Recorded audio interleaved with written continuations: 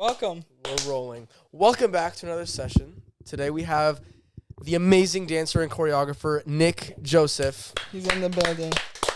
And I unfortunately have to say it, but I just found out that he likes Dragon Ball, so he's now my official favorite guest. Sorry, guys. I don't like Dragon Ball. I love. You hear that? Do you hear the enthusiasm? That's why. Whoa. That's why. That's the first time. He's usually the loner here. So. Really? Yeah. No, bro, I got you. Yeah, dude. Let's go. Let's go. That's crazy. What got you into like anime?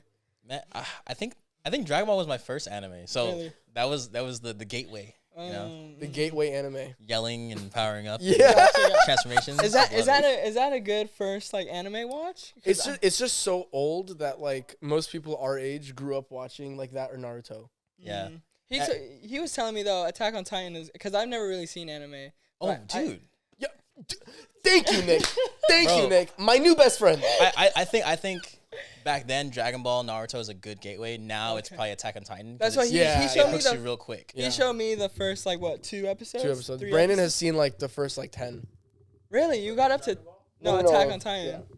You got up to 10? That's crazy. Yeah. Well, anyways, thanks for coming down. Really appreciate it, man. Thank you for having That's me. how we started. That's how we start. But you just got finished with Vibe. Did yeah. GRV. Yeah. Third place. Third place. How you feel after that? Honestly, it was pretty wild. Just, I think intention-wise, we went in with just wanting to do something different. Mm-hmm. Of course, like, we're competitive. David's real competitive. Definitely. Of course, he wants to go in and, like, Yeah. take it. But this time around, we were all like, you know what? Hey, so long as we have a really good performance, like, whatever comes afterwards, like, we're just satisfied with how we did. Mm-hmm. So getting third place was just cherry on top because after we got off stage, we felt so good. That's dope. So, yeah, third place at a comp that we usually don't place at, which is that I always tell these guys like because this was their first time like at a comp like any type of like dance event like hip hop event.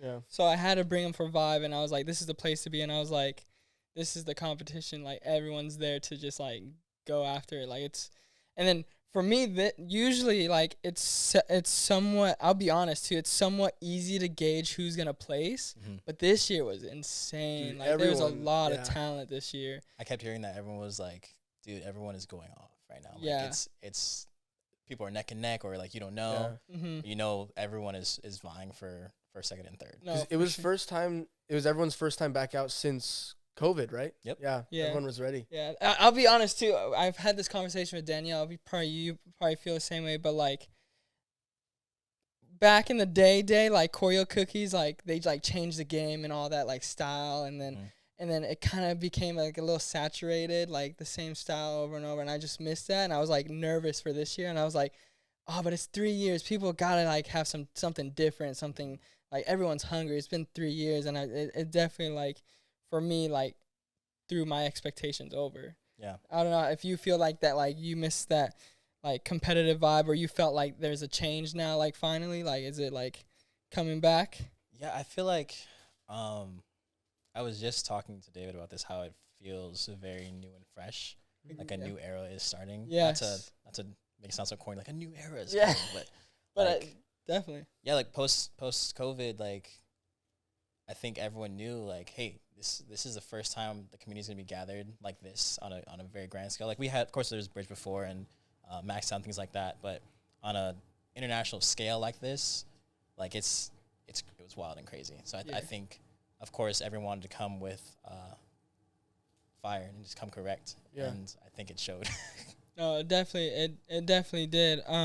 So the concept. Let's talk about the concept. It was Pink, Jaden Smith. Who came up with that? I had the songs in mind. So okay, the funny story is, during the pandemic, during, what was it? It's like the summer, middle of summer. I was doing the project with Kinjaz. That's when they gathered like all like us like newer leaders in the community and just kind of like gave us the opportunity to film and do things that we wanted in their space. That was when they started Complex. And I was stuck between 2 songs that I really wanted to do, or 2 concepts. And one of them was like this anime thing that I actually ran with. Oh, and sick. then the other was Pink. Okay. By the time I only had P and I in mind. I was like, okay, the video has to be short, so I can only do 2 of these songs. But I never went with it, and so I just kind of like kept it in my back pocket. And then Dave and I were talking about how like vibes coming around, and I was like, I think I have some songs in mind. And The concept. I showed them P, I, N, and K, which is it's the first 4 tracks on Jaden's Iris. Yep. Iris. Aries. Yeah. And so we listened to it, and it was like 14 minutes worth of music, and we were like, dang, how do we cut this down to what we thought was 5 minutes and 30 seconds for time, because it's typically what vibe is.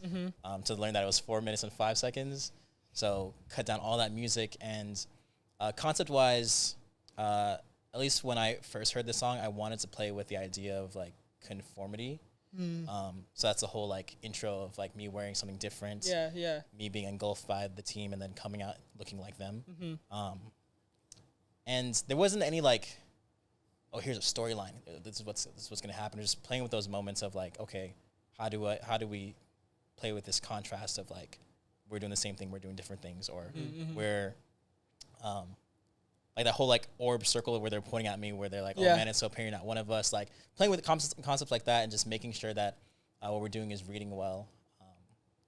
But yeah, I don't know where it came from. It just kind of developed and evolved. As naturally. You know how it is. Yeah, naturally, as you talk about it amongst like other people, like some things just click and And so I think that was a cool part about the concept, was that after I presented it, I had made like a whole like document, like page for it, like a presentation.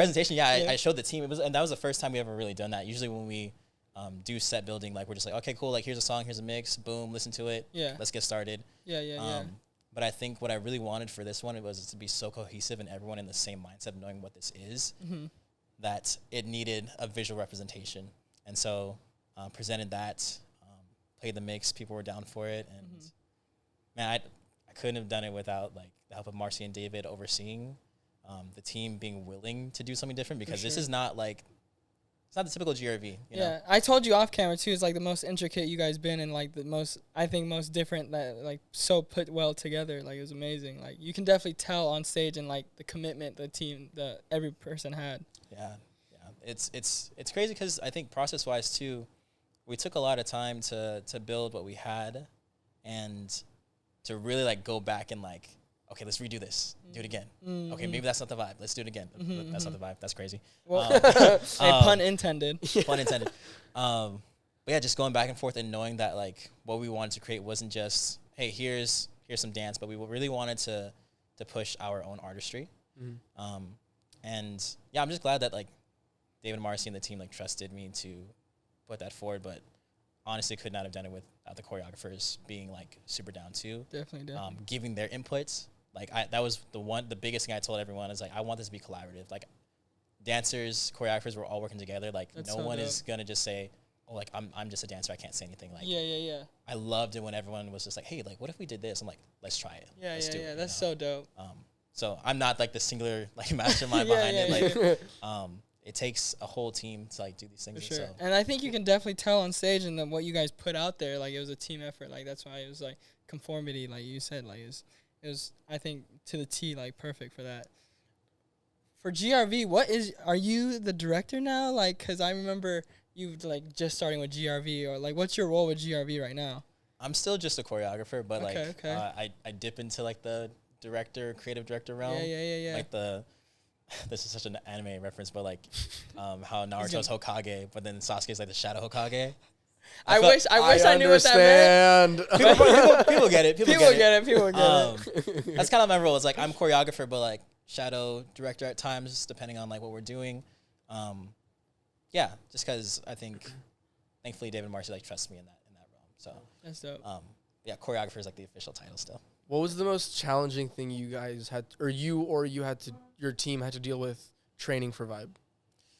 Most challenging thing was like pacing. I think we typically were just like, okay, let's just go raw like the whole time. Like don't worry about like slowing down, or like slow down minimally and then speed it back up, you know. But with this, like we don't typically start slow like we did. You know, like we don't do the whole like we're building something up and then boom, like it's usually, hey, off top, let's just like rip it, you know. So pacing was difficult, and also just knowing like what kind of elements do we want to include in the set, because like I don't know, we just really want to be different. So the whole couch section, or like the Ariel jumping over the couch. Yeah. Using Ivan's like formations and props to do different things and create different visuals. These things were challenging to like get right. So we went through a lot of different versions to make sure that we liked what we saw and that it felt like it was going in the right direction. Coming up with this concept, you said it was a 5 minutes 30 seconds. Are you guys gonna ever come out with that version, or is there a favorite part you can talk about, or is it hush hush right now and people can wait? It is not hush. We do have intentions of like putting out an extended version. That's not just like a stage version, but like an actual concept video. Oh, sick! So like actual visual camera work and So the whole thing, like going to different locations and trying our best to like just make it what we intended it to be. Okay. Yeah, like once again, the whole thing was 14 minutes. Like if we played the music from P all the way to K, and there's a lot of gems in there that we didn't get to really touch. And so our intention is to bring it back and to do it justice, but for the camera, different visuals. So we'll probably see an extended version. I hope so. Without saying too much, like what was like one part in that section that you're like, oh fuck, we should put this in there, but we can't because of time. Like, is there a part where you really wanted it, but you like had to like kind of just wait for it? It was the beginning of K. Beginning of K is really melodic. He has this line. I don't know why. Whenever I hear it, like I think of Kingdom Hearts when like Sora like falls into the I love water. this guy, dude. That's an insane reference. That's amazing. But like it goes, don't talk down to me, baby, I'm drowning. Okay, and it like crescendos at that point, and just felt so like, man, like I want to do something with this, but per the time limit, like, we had to like cut that out and just go straight to the buzzer and just get into like the bulk of K. Hey, but you guys might see that. Hopefully. You might say, going with the concept videos too. I see you've been doing a lot of concept videos. You have been in the past. Like, why do you like doing these concept videos? Like, where did it start from? Like, who inspired that to just do it? Because not a lot of choreographers, and we talk about this a lot, like doing this. Like back in the day, we had the legends, Ian and Brian, and doing all that. And then for me right now, the only person I've been seeing it fully do it is like Julian de Guzman, like killing it. And you're in that bucket of names. So like, what made you want to go into that realm? I think coming up when I first started dancing, like that's all I saw was like the greats doing the concept videos, telling stories with visuals that weren't necessarily analogous to dance. Brian was a big inspo, like just watching all of his stuff. Like even now, still like dancing his stuff. I'm like, dang, like doing this, but like adding a storyline to it, or just like visually making it pleasing to the eye. Like I think that takes another level of creativity that I really want to exercise. And so, I think dance can be told on a bigger scale than just let me put it on a stage, or let me just do a TikTok or a reel or a class video being able to do it for film or just videos in general, I think it creates a whole nother dimension and layer that I think allows the dance and choreography and concept, whatever you want to say, to resonate deeper with the viewers.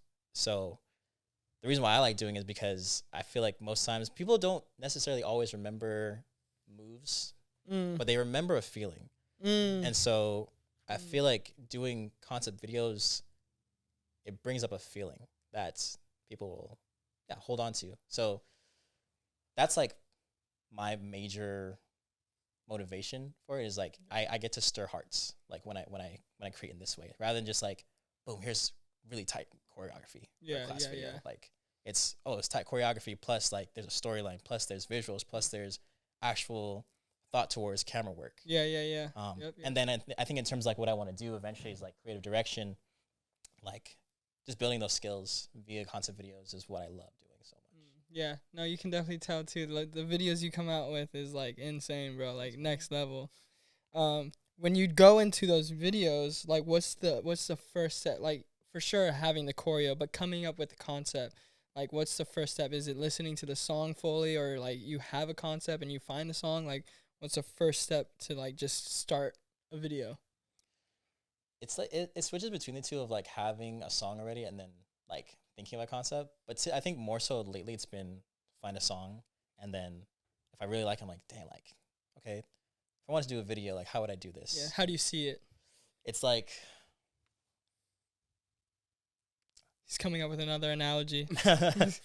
no analogy, but just like I just have to like figure out how to pull. Throw another video game at me. Come on. Throw another video game at me. How to pull like essence out of a track and go, okay, now let's build around this. So Yeah. like Like what's the most recent video that you put out, and then like how did you go about that? Like all right, Stick. I did Stick, which was what, by Dreamville. Nice. I did J. Cole's verse. Nice. And he just has one line in the song where he says like, I treat a ride through the hood like a hike through the woods, got a stick that I take with me. And I took that one line and I said, okay, concept, let me expand on that. And I did a whole like hiking in the woods concept video. Oh, I did see this one. Yeah, Yes. and this so one was, yes. It's things like that where it's like, okay, like that one's more like on the nose. Yeah.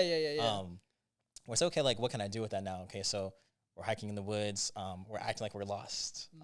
I did that video with my girlfriend and her friend. And yeah, we're just like, okay, like we're just gonna act like we're lost here. Like we're lost in the woods, we don't know where we're going. Playing with that concept and then just using like my backpack, like we're doing visuals through the backpack and like choreography through there. Binoculars. Yeah. Using things like that where it's like, how far can I stretch this concept without it being like corny or cheesy? Yeah, too much. But like also trying to either innovate or just use things that I've seen in different mediums. So like a lot of the visuals that I use, like I've seen in film. I like watching a film for that reason. It's just like there's so much crazy things that are in there that like they like we got to use it here, you know. So in that manner, like that's like one way I pull concepts, and then another is like visually. So like I did Get a Little Bag, which is one I did with Danielle and Derek Daniels. Yes. I saw this location. I was like, damn, this location is tight. That location is crazy. Yeah, and I was just like, okay, I want to do something here. Found the song, and I was like, okay, now I can think concept-wise using visuals rather than like a meaning of a song. And so that's how I also create concepts, is go like, what is location offering me? How am I gonna like utilize it? And then yeah, I just try and utilize it to the best of my ability. See, talented right there. Is there something you've seen from a movie or show where you're like, I'm gonna make a concept out of that? You said like you had an anime concept. Did you do that? I did. It was for my Kinjaz or the projects in 2020. That one was more, I think because we had a time crunch, we only had 2 hours to film it. It wasn't visually anime, but like concept wise, it just felt influenced. Yeah. But in terms of like a movie or a film, I think I'm trying to think back to the concept videos I did. Oh, okay. I did this concept called Skull. It's by Gavi, and we wore like skull masks, basically like Grim Reapers. Okay. But like I was just thinking of like Death Note for some reason. More Oh anime yeah. Just like the tone. Yeah. See, I know Death Note. Yeah. I can relate to that. It was a little, it was dark, but like it had a message of like light and hope. Which is like, yeah, like I feel like in terms of like my creativity, I don't know why I was talking to John Kim about this. I don't know if you guys know John Kim, but he films a lot of my stuff, and we're like, dude, like a lot of my concepts are always like dark toned, but like hopeful. Yeah. But yeah, like so that was based on just like anime references. I was telling him like, bro, like you know when like the main character like walks into a room, but like the shot's like at his feet or like behind his back, like we're doing that. And then I don't know, like I think there are just certain things and compositions that I enjoy film wise that I really try to implement. So I can't like pinpoint the references right now, but I just know that it's a lot of film. Yeah. Do you when you come up with a concept, do you like plan it out like writing it down on something or like Google Drive or so I have an app for you now. Oh. Not Milanote. It is Milanote too. It's like Google Drive but on crack. And then, but there's this other thing. If you really like movies and like want to get inspired by shots, it's called Shot Deck. Shot Deck. And it literally just type in any movie or like type in any shot you want. You can say like guy in pool and like it gives keywords and then it gives you like multiple like shots, like screenshots of Oh my movies. Like gosh. it's insane. Like I'm about to use this. dude, shot Hey, deck. I don't know if you knew what you just gave me right Sponsor now. us, You Shot just gave Deck. me a whole weapon. Yeah, dude, it's Um, insane. Cause we're working on some stuff right now and we're using it, and like it's just crazy. Like trying to get reference shots, and we'll just say like guy in middle of desert, and then it's just like multiple shots of it's like low angle, high, like, and it just gives us shots from multiple movies like that uses that keyword. Or you can type in colors like turquoise, like kitchen, like, and then it gives you like, and you can put like 85 mil lens, or like it's insane. Oh man, I'm about to download that It's right after insane. this. I'll show you after this too. It's insane, dude. Shot Like, Deck. Welcome Shot back Deck. from our Shot Deck commercial break. Yeah, Welcome sorry. back to the podcast. No, I'm kidding. I'm it's kidding. So this episode is sponsored by Shot Deck. No, it's insane that you brought that, like, because we talk about movies a lot. We're movie guys, so it's like funny that you brought it up, and like coming up with concepts, like, dude, like getting those perfect shots and like implementing it from film, like that's the way to go. Yeah, and it helps I film with John Kim all the time because he has He's that crazy eye too. So Yeah, he's crazy. I always tell him like, bro, if you see something, like, let's do it. Mhm, And he'll mhm. give me his thing. I love, my big thing is like when I do my videos is the collaboration between like me and him. Definitely. Because it's not just my thing, like it's his thing too. He puts his name and stamp on it too. Yeah, So I'm like, for dude, sure. I want you to do something that you haven't done before. Mm. It's like with the Get a Little Bag, he did this, I think he called it a vertigo shot. Oh, Where, okay. like you're pulling back, but you're also zooming Zoom in. Yep. And he was like, bro, I really want to do this. I'm like, do it. Like, I trust you. I Yeah, trust yeah. him like wholeheartedly. Yeah. And when he goes off and I go off, like there's a synergy that happens. I'm like, dude, we just make good things together, you know? Yeah, That's- exactly. That's how I feel when I work with Julian, because me and Julian are like on that same wavelength, Yep. like where because he loves film as well. So it's good to have that relationship with whoever you're working with, no matter Yeah. what, because then it just tells from the final product. I almost feel like it's like we just like read each other's minds. Mm. Because he'll say something like, bro, like that's what I was thinking. Or I'll say something, he's like, yeah. He'll just know. You're He'll like, just know. I got you.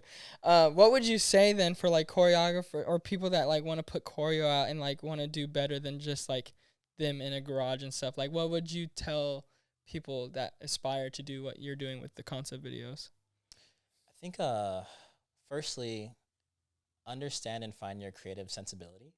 Can I plug another podcast on this? Dude, do it, dude. I listened to this podcast called Creative Pep Talk by Andy J. Pizza, and he has a whole like thing about finding your creative sensibility, finding your style. And this is what really propelled me and helped me out was figuring out, okay, like what is my creative essence? So thinking about like my upbringing, my actual like background as like a Black American, and like also understanding my own culture because my parents are from the Caribbean, so understanding that, Oh, that's understanding that like I grew up doing martial arts, using all these things to Yeah. formulate a style and an essence that is very much so apparent in my Yeah. work. And then utilizing that to figure out why do I like certain things. So why am I attracted to certain movement styles? Why do I enjoy certain choreographers so much? Why I enjoy certain films, movies, anime, all this different stuff. And then curating that and going, okay, so I know that these are the things that I enjoy. Now, how do I make them one with myself and express that through my art? I think once you find your creative sensibility, you take that time because I know everyone really wants to like. They just want to pump it out, yeah. But I remember being in a middle ground for the longest time, like 2020, 2021. I remember talking to Anthony. I was like, bro, like I don't know what I'm doing right now. It also helps to have like someone mentor you in that way too. So Sure. Ant was a good mentor. Is a good mentor. Bam Martin, being like talking to these guys about like where I want to go and what I want to do, like really helped me figure that out. So I think in order to do things that I do, like I think it just takes the time to know yourself and know what you want to do, and then just start trying things. Yeah. Even if they don't work out. Yeah. Because that anime concept that I told you guys about that I did, I mean, people tell me they like it, but I'm like, it could have been something else. Could have been way better, you know? But like, it's just trying things, you know? Like, trial and error. Nothing is going to be successful. The thing about art is that I think we all want to, you know, make gold each and every time. But behind the biggest artists, our biggest inspirations, there's so many like throwaways, you know? Like, Yeah. I'm sure Keone has a ton of throwaway pieces, you know? Sure. No, but then we see the gold that comes from the progression, you know? Same with any other artist. Like, no one's making gold every single time. We just see the byproduct of all the struggle, all the late hours, all the trial and error.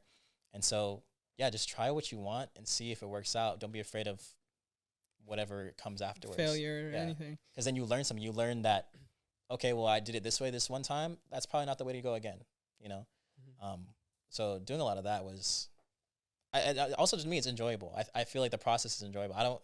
I'm not a big, like, stickler for the actual full product. It's like, how did I feel during the process? Yeah, during working on it, like, during the hours and all that. Doing all that, like, how does that make me feel? What did I feel different in that process? What felt the same? What felt new? And then, was it fulfilling? Yeah, dude, that's the biggest question too. Is like, was I fulfilled in doing this? Yeah. Like, does my soul feel like good after I presented that? For and sure. If it does, then whatever people say about it or think about it, that's for them. Yeah, exactly. Everything is subjective. Like, take it or leave it. But like, if I know I did something that I enjoyed, or if I know that I'm pushing towards a space that I want to be in, or things I want to do, like, so be it. For sure. Has there been any concepts that were you wanted to put out and then you're like, as you tried it, but then you're like, okay, maybe not. That's not the way. Like, or are there throwaway pieces that we don't know of? Oh, there's tons of throwaway pieces. During the pandemic, I was in like hyperbolic time chamber mode. Yeah. And I was like making stuff. I'm throwing as many all as the you can. I references, love man. it. No, I love it. We should do a count. I Shoot. love it. We'll do a countdown, right? Like, Yeah. 1 here, 2 here. But yeah, like I was making pieces just to create, because creativity isn't just I need to be inspired to do something. Like, it's a muscle you have to work.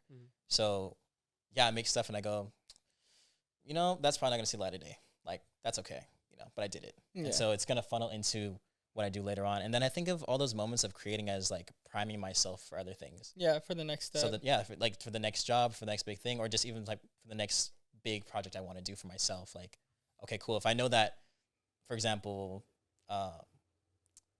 there was like K-pop that I had to do, like a K-pop job I had to do in like 2 weeks. So I was like, okay, well, why not just prime myself with creating a little bit? So I made like two pieces in like the span of those 2 weeks, just to like say, okay, cool, like I got the creative muscles going again. Yeah. But they're not necessarily for like sharing. It's just to like build something, So there's a purpose behind all the things, And then to kind of answer the question again, like whether or not there was a concept that just didn't see the light of day, that was Pink for a long time until now, Yeah. So I think in due time, a lot of things like happen. Like, I have another one that I was supposed to do last year with some homies that kind of fell through because timing just didn't work out, that I'm still trying to put out, but if it doesn't happen, like, who knows what else it could be. Gotcha. So you feel like with your mindset, sometimes like everything happens for a reason, right? Like, yeah, I won't say everything happens for a reason, but like things do fall into place nicely, and sometimes I think that's how it's supposed to go, Yeah.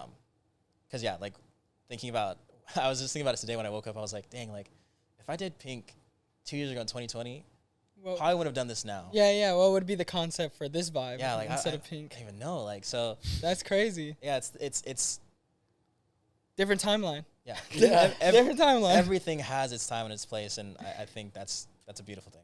Nice. Let's go back to your upbringing. Did you always see yourself like being in the position you are right now? Not at all. Not at all. there you have it, folks. Not at all. It's really funny. Damn, I just hella kicked my water. Yeah. Hey. So I think growing up, I always saw myself doing something creative. Okay. I love drawing. I still draw. Nice. But when I was a kid, I really wanted to be a cartoonist. Oh, wow. And then eventually it turned into wanting to be a mangaka. Like, I wanted to draw manga. Wow, so you were deep into like... Yeah, but this is also before like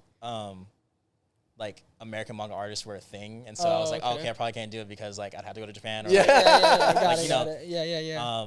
So I kind of gave that up too, and I was like, I don't really want to be a comic book artist, and but I always wanted to do something in like something the creative world, Yeah. And then of course like with family, they're like, oh, like you should do this and that. And so I went to college and studied comp sci for my first like 2.5 years. Switched to communications, graduated with that degree and like PR.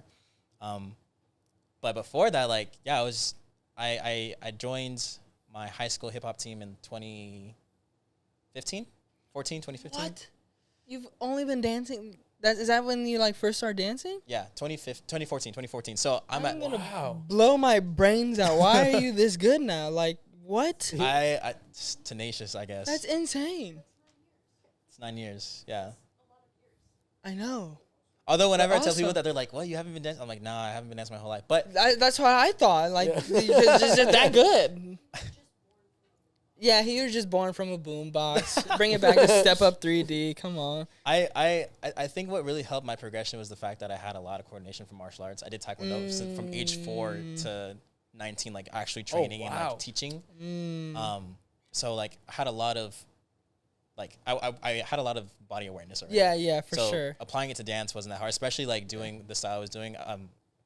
During my time at Upland, our coach was on GRV, so the movement was similar. So the aggressive movement, the fast stuff. So it wasn't like too hard to like make the switch. Yeah. But yeah, like I just wanted to do it for fun. I remember, I tried it for GRV. What was it? 2015. So I'd only been dancing like a year. That's crazy. And I was like, oh, I'm gonna try for GRV. Like this is after I graduated. And I didn't make it the first time. I don't think a lot of people don't know that. Like I didn't make GRV the first time I tried it out. That's crazy. Went to Gravy, progressed through there, got to GRV. But even like my first 2 years, like I just wanted to dance with Bam, Sora, Ha, David, Archie, like just those are the people that inspired. Like, yeah, they're just super inspiring. Like that was my only goal with dance, was to just do that. Like I was expecting to just work a normal career, go to school for either comp sci or communications, whatever it was. And I just remember there was this one rehearsal where we were just sitting down. Dave was talking to us about like the contract. Like we always do like a contract sit down when we like first start the season. Yeah. And like we got to like the whole like jobs and gigs like section of the contract. Like make sure you inform them. But then he just started talking about choreography, and he was like, yeah, like, you know, Bam, Sora, Ha, like they're not always gonna be here. Like they're not gonna be here for that much longer. Like we want to be able to pull from you guys to create for us, you know. And so I don't know why, but at that point I was like, what if I like tried? You know, what if I tried to do this? You know, just for the sake of like creating. Yeah. So that's when I started like pumping out pieces. I just started choreographing. Like it's funny. I remember like choreographing a piece used to take me like a month to do. How long does it take you now? I could probably do one in like 1 or 2 days, depending on how I'm feeling. Yeah. But like, yeah, I just remember started doing that, like asking for the critiques, really like diving in. And it's so funny because David, anytime he tells me about how I started out, he's like, bro, you were trash, but you had hard work ethic and heart. So I knew you were gonna be great. Yeah. I think that's what Aiden told me too. What David Lynn told Aiden too. Yeah. Because I known Aiden for like years when he started. And, Aiden could barely do that 2-step. So it's funny. Man. It's so funny now because like he told me that recently. He was like, yeah, man, like I didn't tell you this before, but you were trash. straight up garbage. You're just garbage, bro. But like you had heart and good work ethic. That's so funny. And I remember, when I first got on GRV, he's like, hey, like, I didn't put you on because of your talent. Like, you're getting better, you're good. But, like, I put you on because I know you're going to work hard. Wow. And so. Saw that in you. Yeah, and so David, Marcy, like, I owe them a lot because they allowed me to build and, like, they trusted me to do things like. My first instance of really understanding that I could be a choreographer was when they let me put a piece on Gravy. I was supposed to just train Gravy for one rehearsal. So I did this piece at Galchester. I remember teaching it to my homies, and it was like the night before I was supposed to teach it. So I was like, oh, guys, let's like review it. So we all got in the small room of Delos. When you guys practiced at Delos. Yeah, and like we were just marking it, and like for some reason, like the whole team was in there. And I was like, oh, shoot, why is everyone watching? And we're just marking it. It was like, wow, what's going on? Like, this is crazy. Like, and I started feeling really good. Like, oh, cool. Like, you know, people like really enjoyed it. And I remember Marcy coming up to me and going, hey, bro, like, we're going to use this for Gravy. Like, teach it. Wow. We're gonna use this for Gravy. And I just, and Marcy's like the joker between the two of like David and Marcy. And I was like, dude, like, whatever. Yeah. You got jokes. Yeah, you got jokes, whatever, dude. And so then I walk outside and then David goes, yeah, it was really good. Like, we're going to use that. And I was like, wait, for real? When you hear from David. Yeah, and I was like, oh, shoot, okay. Yeah. And so that was the first time. And that's when I started working with Gravy. So I hopped on Gravy board and started choreographing for them. Like, that was my first step. Like, I was really glad that they built me up in that way. Like, they took the time to say, hey, like, we're gonna trust you with this, but we're gonna build you from the ground up. You know, so working with Gravy was a really good motivator because, I got to do a lot of things that I wanted to do. And realized that I had the potential to, do what I wanted. And then from there, I went to choreographing for GV. My first set I choreographed for was our G Unit one in 2018. 18? Yeah, that was a good one too. Yeah. And yeah, from then on, like, I think before that, David got me like this job to like, go to China and teach. Yeah, I remember you went to China for like a few months, right? Or like that was Korea last year, but that China trip was like 2 weeks or something like that. But I remember telling my parents were like, "You're going to China." Was that your first traveling gig? That was my first traveling gig. Wow. And so like, "You're going to China for what?" And I was like, "Oh, dance." They're like, "Oh, like, okay." And so that's when, like, to them too, like they were like, "Oh shoot, like, okay, this is possible." And then I started booking regularly to like travel and teach. Yeah. And that's when I realized, like, okay, like, dance is something that I can actually do. Like, this is the creative like career that I wanted to do since I was a kid. Like, in terms of like just knowing where I could go.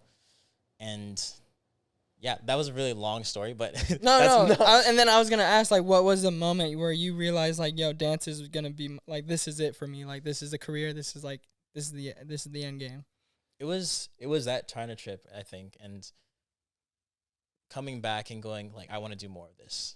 Like, and the thing was too, like, that China trip, I was just teaching kids. It wasn't like, I was gonna ask, was it just teaching class? Yeah, I was just teaching like a kids class, like little kids, you know. And it's funny because I believe in the thing that we're like, if you're faithful with the small things, you're gonna be faithful with the big things. So to me, like, starting off small with just teaching a kids camp in China was like, okay, cool. Like, I want to make sure I take that opportunity seriously. Like, so I was making my pieces for kids, like beginner pieces, making sure they understood. I was figuring out how to like control the class because they're little kids, you know? Yeah. And like, a different country, different languages. Yeah. Also, a lot of them haven't seen Black people, so I ain't gonna lie to you. You're right. Funny. Yeah. That was also like funny to like manage too, because they're just like, like, what? Yeah. And so, yeah, just like really stewarding well over that opportunity, and then coming back, and then from there, like, there was more that happened, and I just worked hard. I still try my best to work hard and just try my best at everything I'm doing. And so, yeah. How was your parents growing up, like, with dance then? Like, did they think you were gonna do that college route and, like, I mean, you did do it, but like go into like the regular work, or like were they fully supportive? Were they shocked? They were on the opposite end for a while of like, dance, like, as a career. Really, as a career, you know, because I remember telling them like, this is my second year in college, probably, no, third-ish. And I remember having like a sit down conversation with them. I was like, yeah, like, I really want to do like dance as a career, like traveling and teaching. Remember my mom saying like, okay, but like traveling is tiresome. Like, you're gonna get tired of traveling. Like, what are you gonna do then? And I'm like, oh, I don't know. Like, and this is before like, knowing that there were different avenues for dance, you know? Yeah, so, for sure. So it was the only route of like traveling. Yeah. So everyone just thought like, okay, to be successful, or go on tour.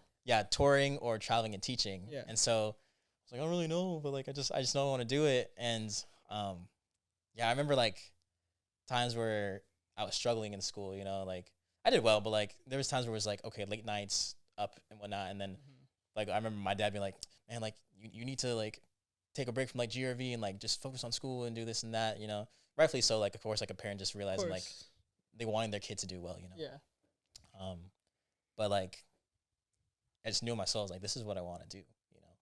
And eventually when I started booking more and started doing things consistently, they were like, oh, okay, like, so this is something that's possible for you. And I think the biggest indicator was when I went to Korea 2021? Yeah, 2021 to 2022 was when they were like, oh, shoot, like, he's doing this thing, you know? Yeah. Because it's funny, because even, like, up until recently, they're like, so, like, you're going to go back to school, get your master's, and, like, and things, and I'm like, probably not. Kind of doing this thing right now. Like, I'm kind of busy. Like, I could do it later if I want to, but, like, currently, like, I'm kind of doing this. And so, but yeah, they eventually like turned around and they're like fully support. They like, I tell them like, oh, I have a job or a gig, or I'm traveling, or like even when I got on Kinjaz, they're like, oh, snap, like, you're really doing this thing. Yeah. So that's dope. What was question fell out? Literally, I like the last three questions you asked. I was like, and you said the exact question I was going to ask. I swear to God. This happened just now. He forgot a question, and then I was like, I know what you're going to ask. And then he just straight up said it. Dang, reading each other's minds. Yeah. Dude, we're just good like that. Linked. Dude, we're too linked. Let's go now, future-wise, or not future, but recent. you said it. You're new. We have a new Kinjaz member in the building. Oh, did you get the Kinja tat? He got There it the is. Kinja There it tat. I is. saw Still that. healing a little bit, yeah. Yeah, so we had the wonderful Anthony Lee on, the founder, the co-founder. So, how is that him? Like, how did that start? How did that relationship start? How did it come about asking you to just be official member? Because you started with their small, like, kind of company you said called Project. So, like, how did this relationship come about and continue? It's really funny because, like, I think my first, like, start to, like, being in relationship with them was just like, doing K-pop jobs. I remember, like, pandemic, Ving hit me up over a DM, and I was like, hey, man, like, just want to know if you're down to do, like, a K-pop submission. I was like, Ving just asked me to do K-pop? Like, yes. Yeah. And then, like, them, of course, like, seeing things on social media, commenting, following. And For sure. But, yeah, getting in the space with them for the first time was kind of wild because I remember that K-pop submission, like, I was there, and then it's just like everyone else was Kinjaz, and I was like, "Why am I here?" Like, right now? And it wasn't them like going like, "Okay, like we're gonna get this guy in." Like they just enjoyed what I was doing and just wanted to move with me. Yeah. And it wasn't like a Kinja like gig. It was just like he just hit you up. Yeah. And I remember that same day because this is when they had Complex, so we were at Complex. Ant came in, and this is when they had just put out like the project's like application, submission thing. And he was like, hey man, like you gonna submit? Because I think at this point it was like 2 days out, like the submission deadline. Yeah. And he tells me now, he's like, bro, I was like waiting for you to submit. Like, why hasn't this guy submitted yet? He's just hinting it at you. Like, you're gonna be accepted, but like you submit it. Yeah, he was like, yeah, so you gonna submit or what? And I was like, oh yeah. And so submitted, auditioned, and then like that's when like that relationship started. And we talked about this on the Kinja podcast. He was like, so when you did the project, like, did you have any like goals to become a Kinja? Like, were you flirting with us? And I was just like, truthfully, my only goal with that was just guidance. Like, at that point, like I said, like 2020, I was very unsure of like dance in general. I think a lot of people were. I just got off a high of like doing dance camps. I just did Feel the Bounce in Mexico, sick. And that was March. Yeah, the first week of March. So that's coming up right now. Yeah.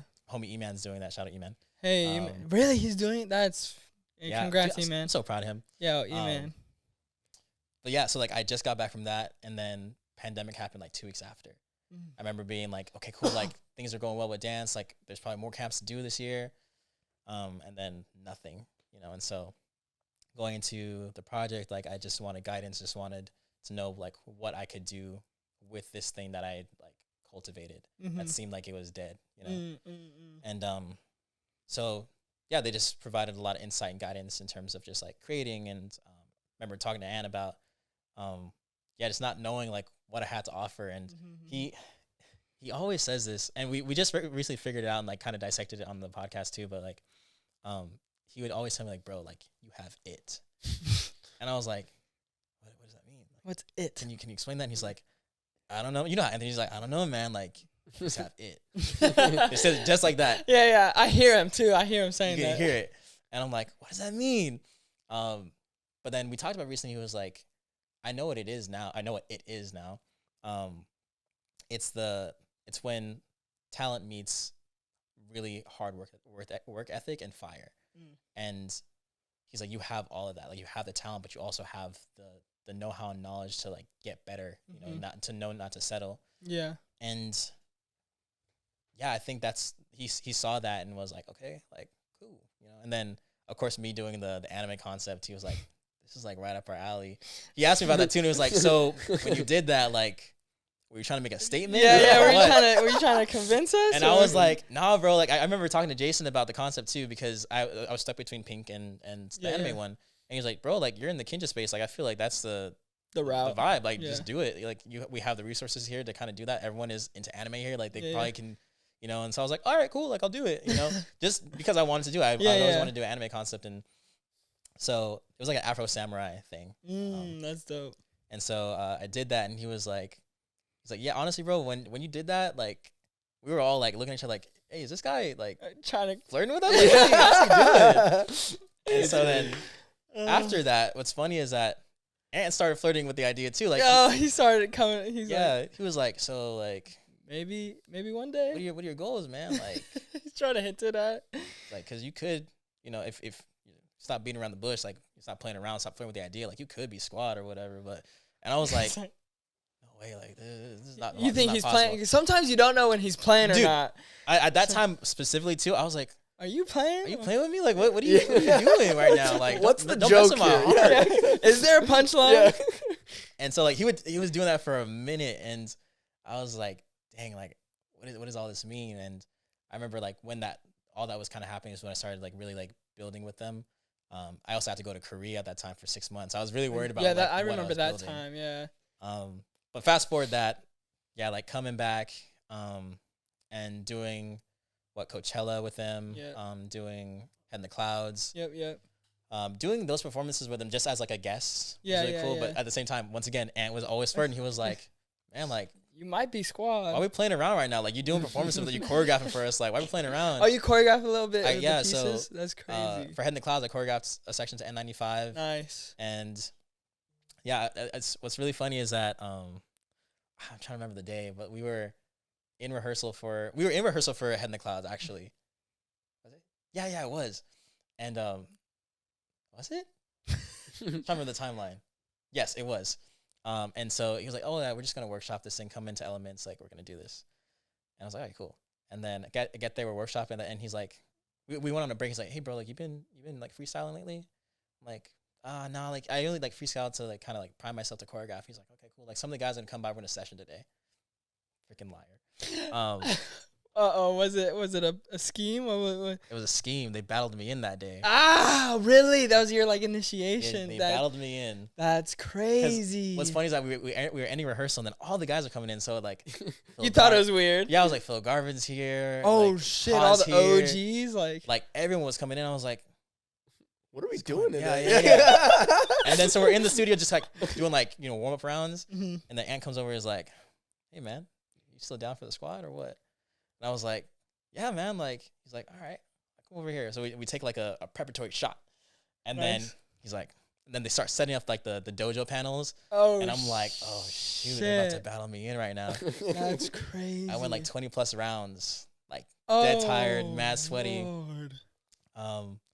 And yeah, they battled me in right before Head in the Clouds. Wow, that's insane. When did it click for you? You're like you're like part of the squad.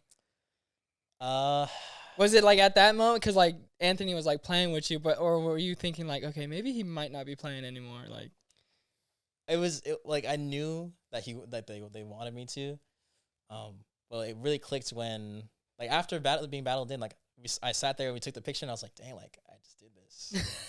And like they always do the whole like guess who thing, and I had to like keep it like low key for a while.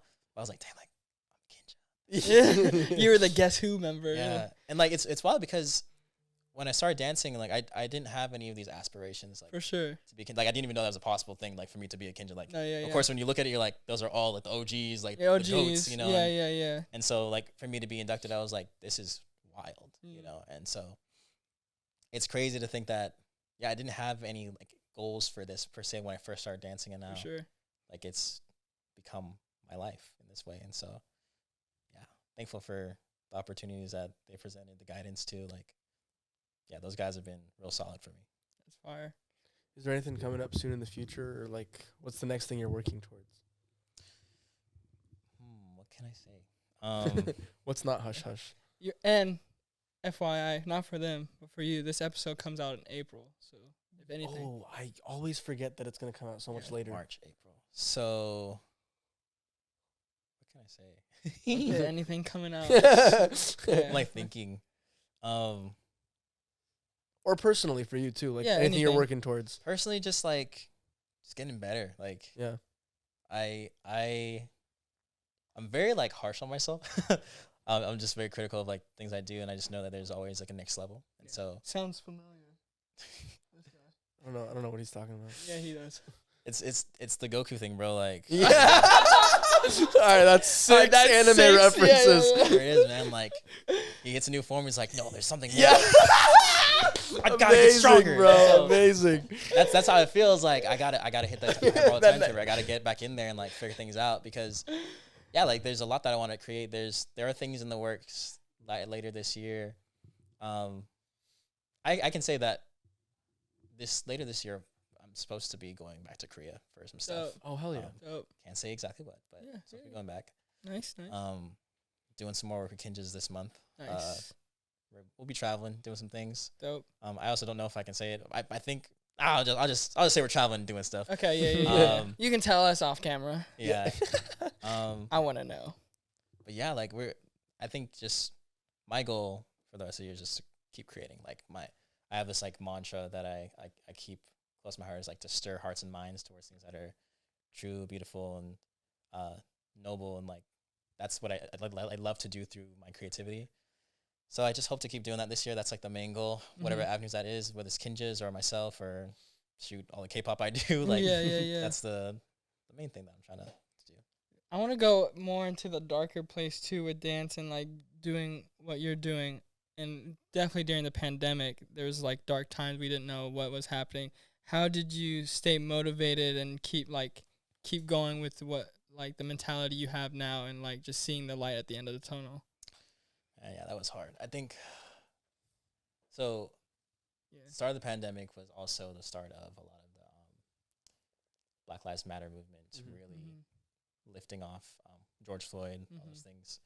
And I remember prior to that, I was training heavy. Like I was in not my garage. Like we had like my house was being renovated, so we had like a back area that like served as my studio space. It was really cool. I remember I was going ham. Like I was working out, I was creating, I was doing all these things, and then all that was happening, and like it took a toll on me mentally and creatively. But then I used that feeling to create my freedom piece, which was one of my more candid concept videos. Like I wrote a whole thing that I like said in the video. I wouldn't say it was like a spoken word type thing, but it was on that tip of like, for sure. Let me speak what's on my heart. And then I did Freedom by Beyonce and Kendrick. And I think that taking that what was kind of dark and like molding it to kind of encourage made me more motivated, because after I remember posting it, like it was just supposed to be for me, like to just put something out to go, hey, this is how I feel. Like I want y'all to understand like what this means for people like me. For sure. And seeing the response to that, where people were like, yo, like this is how I feel, or like, hey, like thank you for making this creating in this way and like being a voice to this thing that's happening. It motivated me to say like, okay, like there's, even if I can't do dance right now, like career wise, right, there's things that are locked down, I can't really do it that way, like I can still do this for the art's sake, you know? And the love of it, to know that like once again, like I believe in purposeful creating. Like I don't like to create just haphazardly. I like to know like, hey, like I'm creating to train. I'm creating to say something, to put out a message, to creating a purpose. Yeah, there just has to be a purpose behind it. And seeing that and feeling that again, I was like I think this is what I'm meant to do right now. It could change in the future, it could not, but like currently, like this is what I'm feeling. And that motivated me to keep pushing and going, and knowing that there's more to what this life has, you know, and creatively too, like what my gift is capable of, you know. And so I think I have to, in that time, I realized like I have to keep cultivating and making sure that I don't let what I have die, you know? Yeah, definitely. Do you feel like you found like your voice during that time, your style? Like, cause we talk to a lot of people about during the pandemic and like gave them time to like, you know, reflect and everything. Like, do you feel like that was like a moment where you like kind of like found your voice and like your purpose in this dance, or like? I think so. I think I'm actually, it sounds really weird, but like thankful for the pandemic in that way. Yeah. It did allow me to slow down, because I remember, just feeling like, dang, like I don't know if I know my style, if I know my voice, if I know what I'm doing. So being able to take the time to slow down and just think about what I wanted to say and do allowed me to really hone in on like, okay, like this is how I communicate my thoughts and feelings.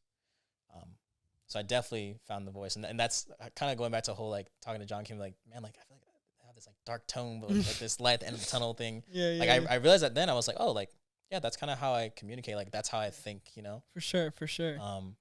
And yeah, doing that during that time, like it all just started coming in slowly. It wasn't like I get it. Like I know that this is what's happening. Like once again, it came with that progression of like, okay, like here are some trials and errors. You know? Yeah. And understanding that, all that time spent is good time. Like whether, even if we're so frustrated with the outcomes. Like, I remember being frustrated about like, man, like, none of the choreography I make is hidden right now. Like I don't like any of it. Yeah, it doesn't feel right. Yeah, it doesn't feel right. None of the concepts I want to make, like, it's incomplete. I don't know what I want to do. But in that, I just found that like, okay, like it's okay if things are incomplete. It's okay if things don't feel the way they should right now. Like eventually they will, so long as I keep at it. And I definitely feel like I found my voice at that point in time, and the tone in which I use my voice. I think that's the other thing that I really understood was that I knew I already had a voice and a say in how I wanted to present things, but it was how I wanted to. How do you present it? And so I think, like, looking at a lot of my work recently, I'm like, I know what my tone is. So I keep that, like, pink is, like, probably the epitome of the tone. Yeah, for sure. I feel that. It's still on that tip. And so, the pandemic to me in that realm was life-giving like that. And then as a teacher now, or been teaching and even directing GRV a little bit, like, what have you learned being a choreographer and teacher, and how has that changed your mindset from when you first taught your first class until now? Like, and then also when you teach a class, like, what's the first thing in mind for the students for you? For that question, my first thing in mind is, like, what am I going to give my students? I've transitioned out of, like, the I guess the self-responsibility of like, oh, I gotta make something like super freaking tight. Yeah. You know, get like, the reaction. Like, I still hope to do that, of course. For sure. But like recently I've been trying to figure out the sweet spot between like what's challenging my students but also making them feel good, because I remember talking to Ving about this at one time. Like there was a time where like last year I wasn't teaching a whole lot because I just wasn't in a teaching mood. And not because like, oh, I don't like teaching, but I really wanted to create for myself. And I felt like I was robbing my students of something by creating for myself at that super high level. That's hard to learn from. Yeah.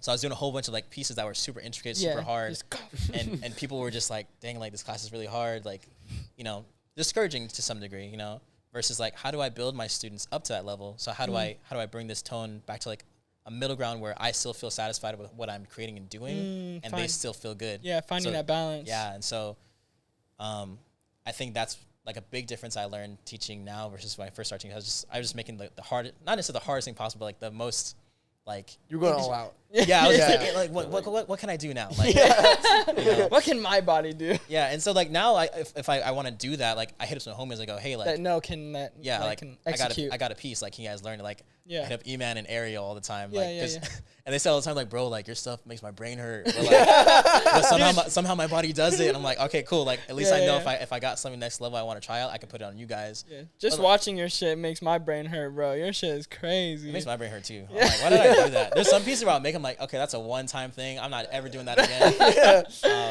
But like, but now like when it comes to like teaching class, I go, okay, like what's something I can bring to them? How do I want them to feel after class? How do I want to bring them back? And not for the sake of like, oh, like I want you to come back to my class, but like actually learning something and being able to, because my thing too is every thing has a cycle, right? So of course we had all of our OGs that were teaching constantly, right? So everything they imparted to us is what we have now.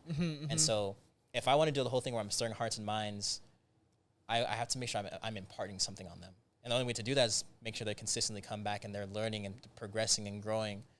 And if I don't cultivate that kind of atmosphere where everything's just intimidating, right, via the choreography, I'm not going to get that outcome of like, hey, like when I'm cycled out of this, whenever that is, like, who's going to take the mantle in this realm, you know? Or not say I have a mantle, but like just like taking ideas and things that, you know, I hold very closely. Like I want to be able to give that to students more so than movement, because movement is whatever. We can, everyone, realistically, there's nothing new under the sun. Like we all have originality. People move differently, but like it's the essence that I want people to take, you know. And so the essence, the feeling, like everything from that piece. So even when I first taught, like a lot of my like my direction to students was like, okay, you gotta move like this. Here's execution notes. Like it's very like physical, like practical. Yeah. Now it's like, I just want you guys to feel away, you know, or like more than anything, like just take this class as a gauge. Like I care about choreography still, but I don't care about whether or not they execute or get it that way. I want them to get a mindset that will eventually help them later on to execute, because everything starts in the mind first. Yeah, and understanding where they are at their level status, right? Yeah, definitely. I think that's a big thing for like any dancer to realize is like where you're at, like, you know, level wise, and like understanding what classes to take, you know. Yeah. Like how did you get through that as a dancer, like leveling up? How did you know to like you're leveling up, or how to take what classes, you know? It takes direction. Like, once again, thankful to David and Marcy, because I remember like taking class, asking them for notes, like, hey, like, how do you think I did? You know, like, what can I work on? Like, I think that's like a thing that not a lot of people do nowadays. Yeah, I was gonna. Do you like when your students do that? Like, come up to you after class, if like, hey, Yeah. your song, like, what can I work on? Like, Yeah, or like, it's hard to like give individual notes because like it's For hard sure. to watch everyone, but like Yeah, for giving the sure. general notes of like, oh, hey, like, try this, you know. Yeah. But like having constant mentors that you can go to and say, hey, like, can you take a look at this class video, you know, that I took? Like, what can I do better? Or like just anyone that you look up to that you know has dance expertise to say like, what can I do better? I feel like, and this is me too, like, it's so easy to take class haphazardly, where you just go in and you're like, I'm just gonna learn some moves, Yep. forget about it in an hour, Yep. you know, because that Yep. happens to me all the time. I'll go For take sure. class, and then I'm eating dinner. I'm like, dang, what was the first move again? Yeah, You know? yeah. Or like, did I take class tonight? Or Yeah. I do that all the time. Like, bro, did I take class tonight? What was I doing? Yeah. You know, and I don't think that's the way that we should be intaking someone Yeah. else's art too. Definitely. You know? Yeah. And so my thing right now is like I'm trying to be better with my class taking intentionally, because even when I was first coming up, like I was super intentional. Okay, I'm like, I know that my textures are not where I want them to be, so I was taking a lot of R&B classes or people that taught that style, or like I know that I want to dance bigger and sharper. Like, let me take the people that teach that way. And yeah, there was a point in time where I was like, oh, I'm just gonna take class, you know, like, or I'll just take the popular classes, you Yeah. know, like that's the thing too. People won't come into the foundational things. They'll just go, oh, hey, Let's let me take just this big class and maybe get a video of it. this master class that like not to say that you can't go take the master classes, but like it's so important to know where your like foundation is. Like you're hoping that you're gonna do well in this class, but then if you don't take the classes that lead up to that, like Yeah, you're not exactly. gonna How do are you that. gonna? You know, and so like that, I think that's another thing too, is like when people, for me at least, when they take my class, I don't want them to pay to watch me do a solo. I feel like that's crazy you brought that up. I feel like that was like that kind of when social media was becoming like a big thing. Yes. You know what I mean? Yeah. And that's for me personally. I always say this too, is like why I kind of like left the industry LA scene, because like it just felt like people were just going to get that one video for Instagram, and like I feel like as a teacher, like that's one thing you shouldn't go as, like watch a solo. Yeah, like I want you guys to leave with something, you know, and that's like I just taught a class recently where like, you know, you teach the piece and then you have groups come on and then everyone like hides in the back. They're like running back. They're like, oh, I don't want to get. I'm like, oh, all right, stop. Come to the front. Come to the front. And I was very real. I was like, you guys, I want you to think about this. You guys paid money to be here. Yeah. To learn something. Why would you not want to take advantage of the time that you have to show what you've learned? You know, like I don't feel good with you guys giving this time, money, and effort to just watch me dance. Like you can watch on Instagram like for free. Yeah. You know what I'm saying? Like on for the YouTube. free on YouTube. Yeah. Like, but come to class and know that like you're learning something. I'm gonna give back to you. I just want you guys to give me the effort to show me that you're actively learning in that way, you know. And then to do that too is just by understanding what fundamental learning is, like taking the time to build yourself up to those master classes. Yeah. Like take them, of course. Like it's cool to watch the solos, you know, and to do all that. But like to really get good, like you have to have a direction and purpose. You can't just once again haphazardly just take, you know. For sure. And then on the artistic tip too, like the way that sometimes we consume dance now is you can tell people think of it as a commodity, you know, like, oh, cool, like I'm going to take that class, but then I'm not going to practice it at home. I'm not going to take what I learned from it and apply it to my next class. Yeah. You're just taking it for what it was, and then you're tossing it like how we do with anything else that we buy, you know. And so I'm not saying that's what everyone does, but I'm just saying like that is a mindset that I think that I know I had at one point where it was just like, oh, cool, let me just take this class. Yeah, you know? Or let me just go to the proper classes. Like, yeah. It's hard, you know, and so I think in order to get as good as you want, you have to be very intentional. Definitely. Respect that. And now kind of going in the personal life, you know, we always ask this because it's always interesting to know, but like always on the grind with like teaching and stuff, like what's one thing you do outside of dance where you it's too much work, too many rehearsals, and you just need to do something to like let go and like have fun. Like, is it drawing? You did bring up drawing. It's drawing. Yeah, there was a heavy moment where, like after rehearsal, like, I'd come home and I'd be drawing from like 12 a.m. to like 3 a.m. Damn. You know, just going. But like it starts like this, where I'm like, I like open up my iPad. I'm like, I'll just start with some sketches. And I'm like, dang, this is kind of fire. Let me just. I always slowly more detail. Yeah, and then I'm like, okay, I'll color it a little bit. You know, I'm like, oh shoot, like I'm like, oh dang, it's 3 a.m. Yeah.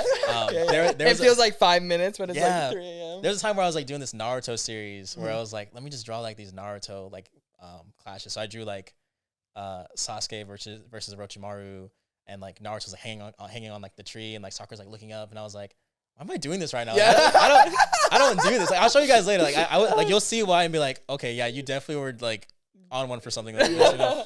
And then like I did like a Kakashi and versus Zabuza one, and I was like, this is fun though. Like I was still dancing, of course, but like it took my mind off of dance, and it was so relaxing to just be like, another outlet. Here's my other like creative outlet that like I still take seriously, but like I'm not doing it for the sake of like money or like that was just nice to relax. Yeah. And then my right now my biggest thing is to learn how to rest better. Like I don't rest very well.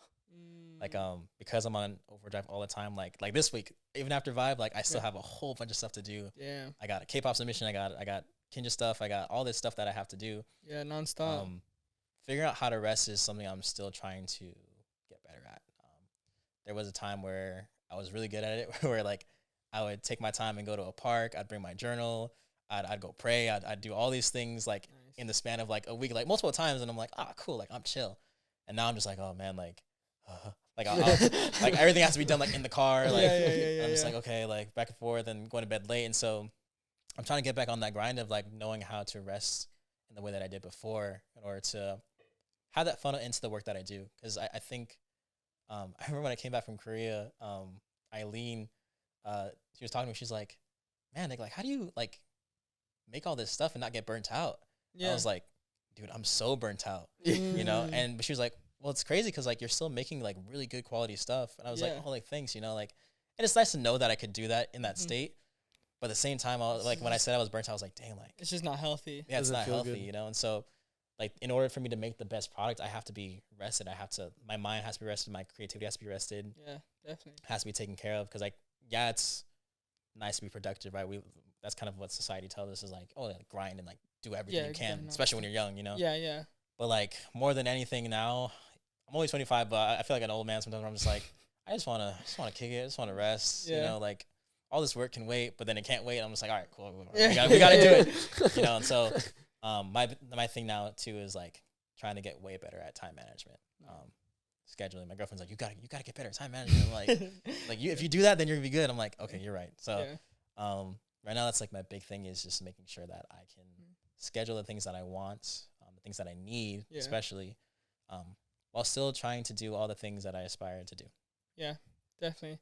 Would you think an outlet for?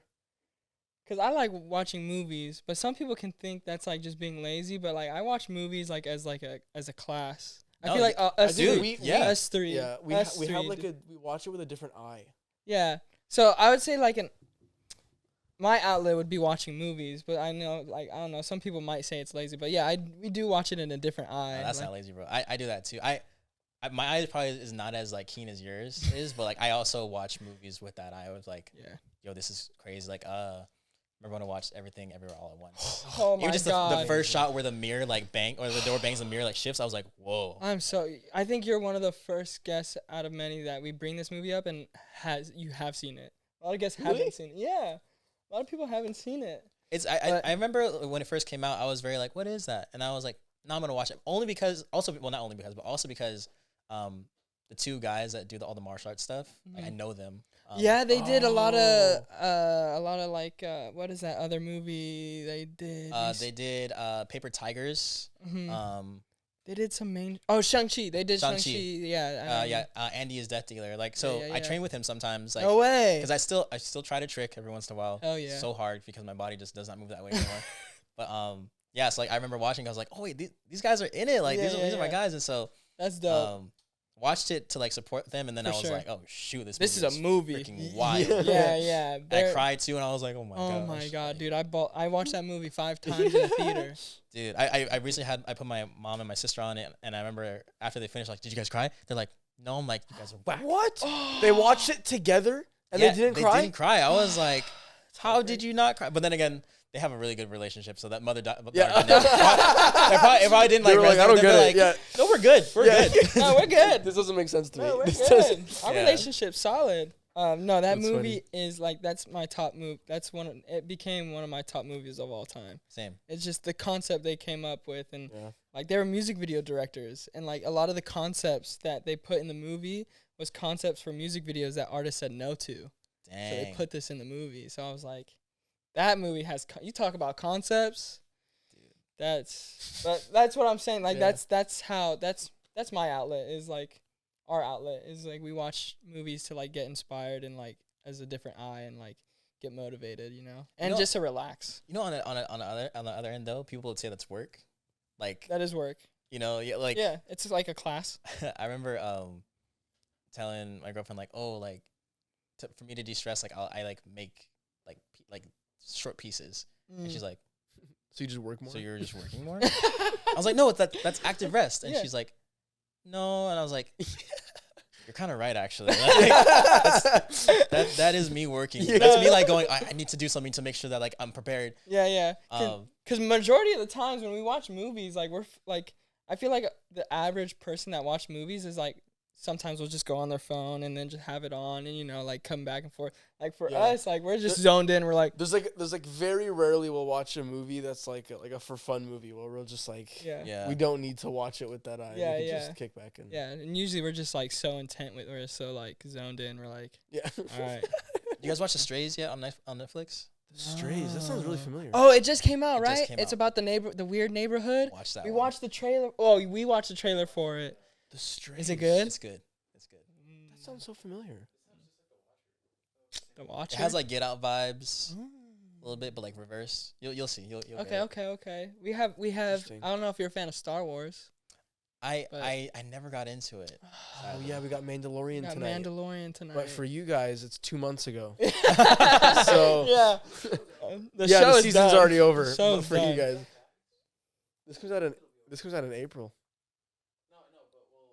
Oh, I don't it's know. like 9 episodes, 9 weeks, 2 months. I want to get into it. You got I to. want to. It's another solid one. It's good. Yeah, Mando's good. I think we have a question. I do. I You have got a it. So question? we always end it with like a funny question or like a would you rather question. I think this is a would you rather, but it involves a different question first. What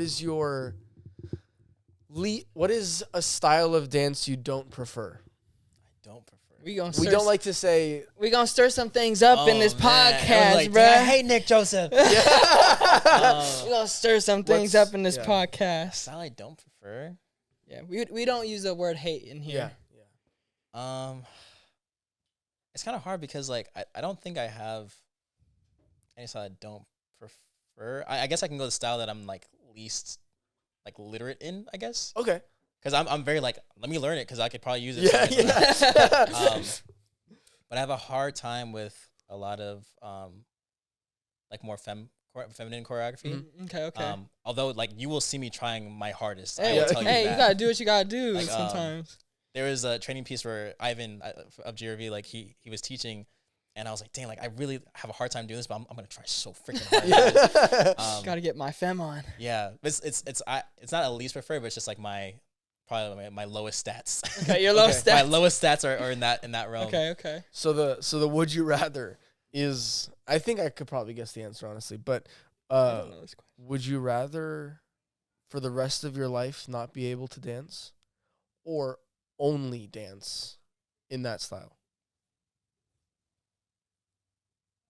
Good one, actually. I'd rather not dance, but only because my identity isn't attached to dance.